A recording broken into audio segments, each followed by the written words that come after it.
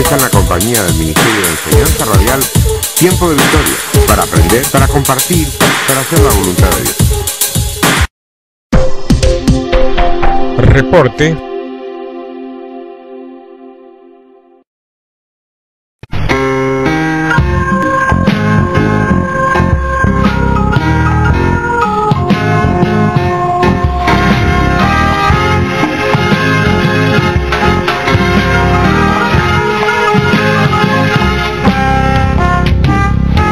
Esto es Tiempo de Victoria.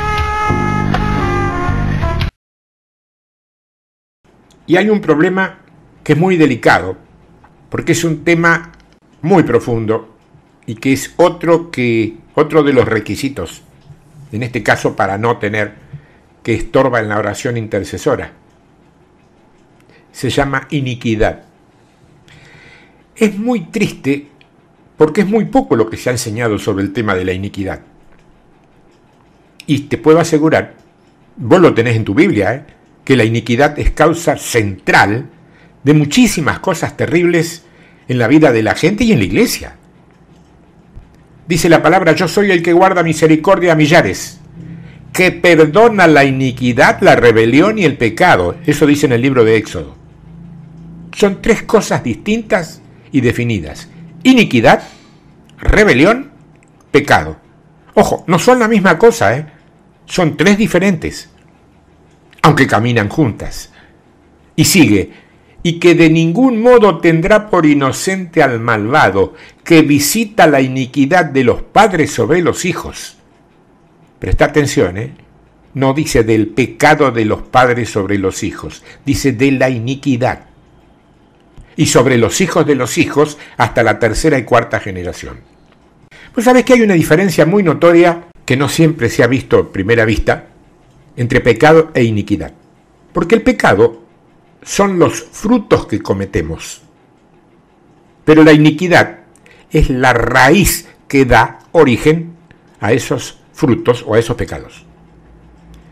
Si vos vas a una cárcel y reunís a todos los internos que hay allí, tengan la condena que tengan y por las causas que sean, y les preguntás cuántos de ellos han tenido un padre o una madre o un familiar cercano que haya estado presa o preso, yo te puedo asegurar que va a ser más o menos el 70% o más.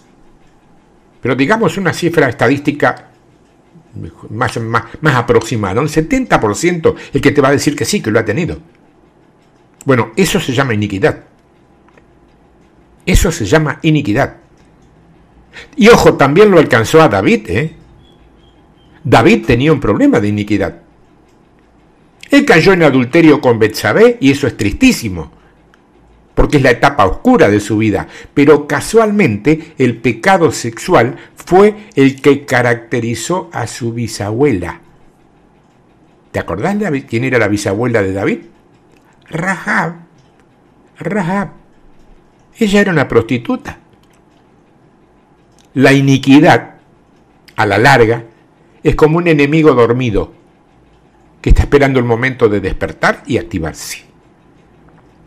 Pues sabes que hablando de la caída de Lucero, el profeta Ezequiel dice: perfecto eras en todos tus caminos desde el día en que fuiste creado hasta que se halló en ti maldad. Con la multitud de tus maldades y con la iniquidad de tus contrataciones profanaste el santuario. Pues sabes que la palabra iniquidad literalmente significa lo torcido. Lo torcido. Y vemos algunas definiciones ahí. Porque es la suma de estos pensamientos torcidos o la suma de la maldad del hombre.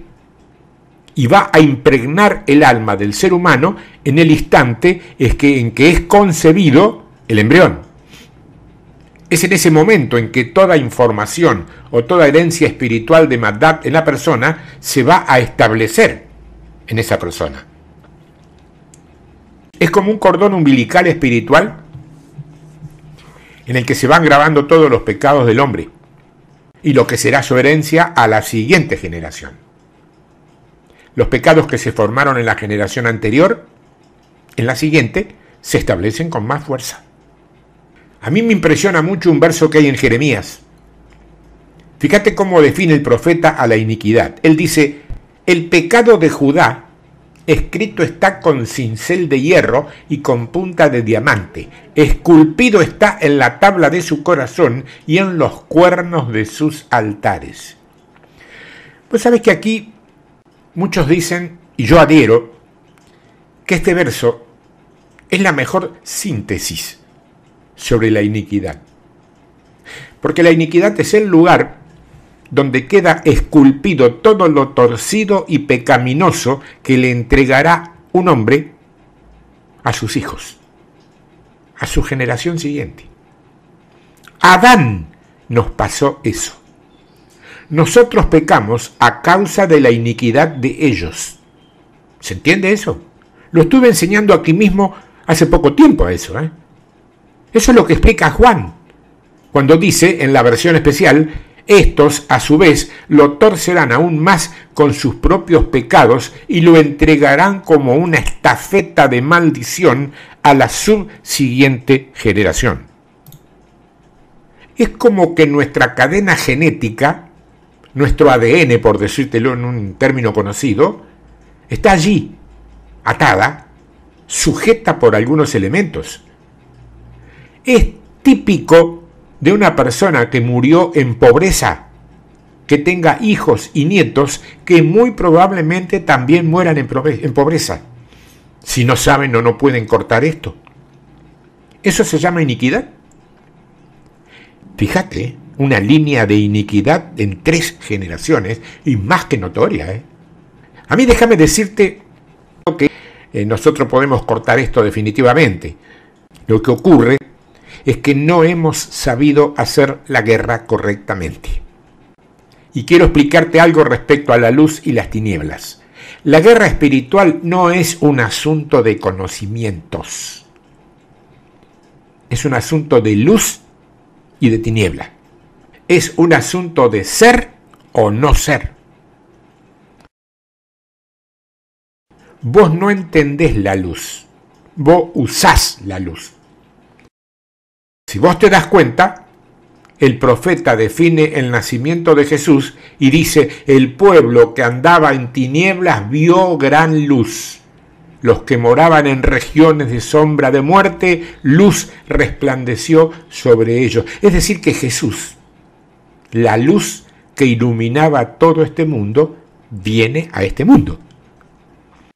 Y automáticamente, ¿qué pasa? Las tinieblas tienen que retroceder. O sea, la luz no necesita confrontar con las tinieblas.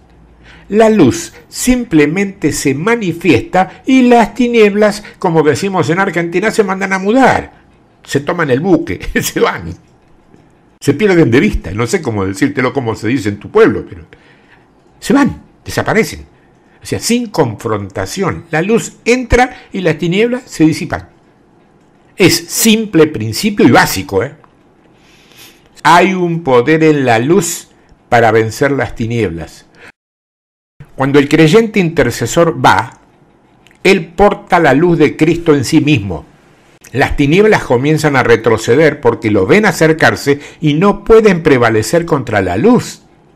El problema es que si esa persona está juzgando las tinieblas de afuera, pero hay tinieblas dentro de su vida, el mismo juicio que ha decretado hacia afuera se vuelve en su contra. Es un principio legal. Pero quiero que entiendas algo. El diablo fue despojado de su poder. La victoria de Jesús fue absoluta. Entonces la pregunta del $1.000.000 es: ¿por qué, pese a esto, entonces el diablo sigue ganando algunas batallas?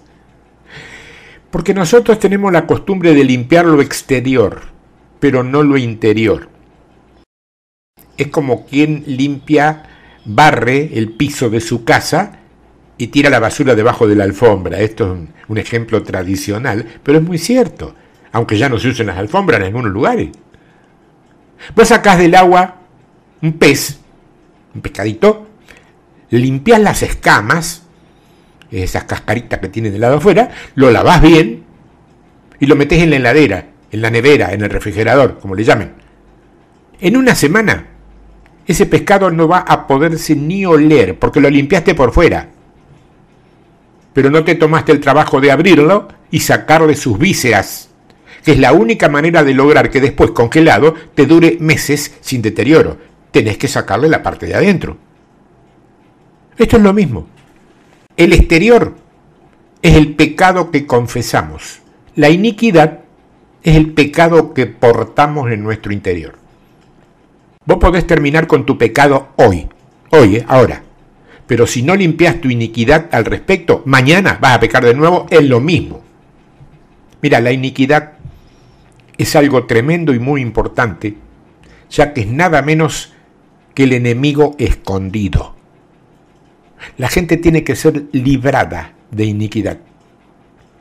Es mucha la gente a la que le oigo decir: he invertido todo en el Señor y esto anda cada vez peor. No veo respuesta. ¿Qué pasa? ¿Qué pasa? Mira, no es cuestión de tener o no tener respuesta. Es cuestión de buscar algo en nuestro interior que no anda bien o que sencillamente anda mal. Algo no está funcionando bien y vos no podés estar tranquila o tranquilo hasta que eso no sea resuelto. Cuando uno se contenta o se conforma con vivir con la iniquidad, tiene un problema. No te debe pasar eso de ninguna manera. La iniquidad, entonces, y en suma, es el pecado de los padres que afecta a la siguiente generación de tal manera que el que viene después ya viene o ya nace en una actitud de atadura o esclavitud. Si vos, por ejemplo, tenés problemas de depresión y no cortás con eso en oración y por la sangre de Jesucristo, tus hijos lo van a tener el doble. Entonces lo que tenés que hacer es resolverlo en vos, para que ellos después puedan ser libres de eso.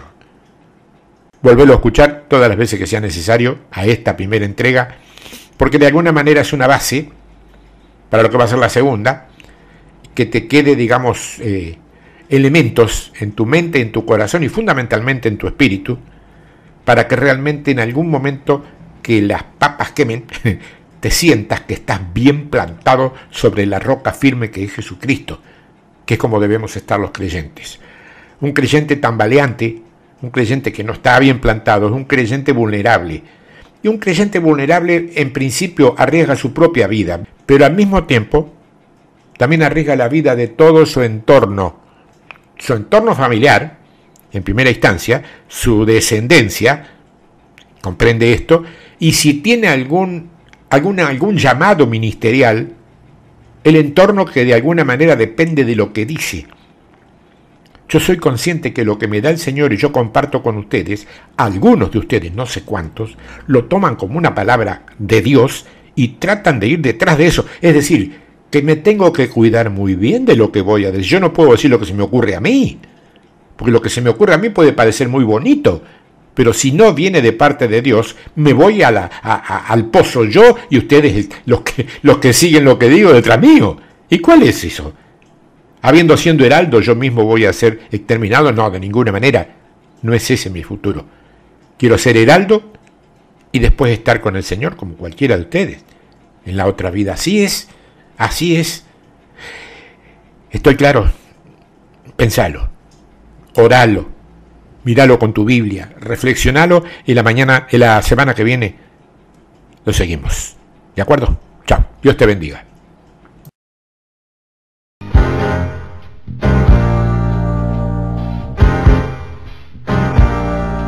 Muy bien, hasta aquí llegamos. No sé qué pasó en tu vida hoy con esta palabra, no sé qué fue lo que te estructuró o te desestructuró, no lo sé, pero sí sé que a partir de hoy esto que has recibido ha cambiado tu manera de pensar, ha cambiado tu mentalidad para muchas cosas. Gracias y hasta la próxima, si Dios quiere.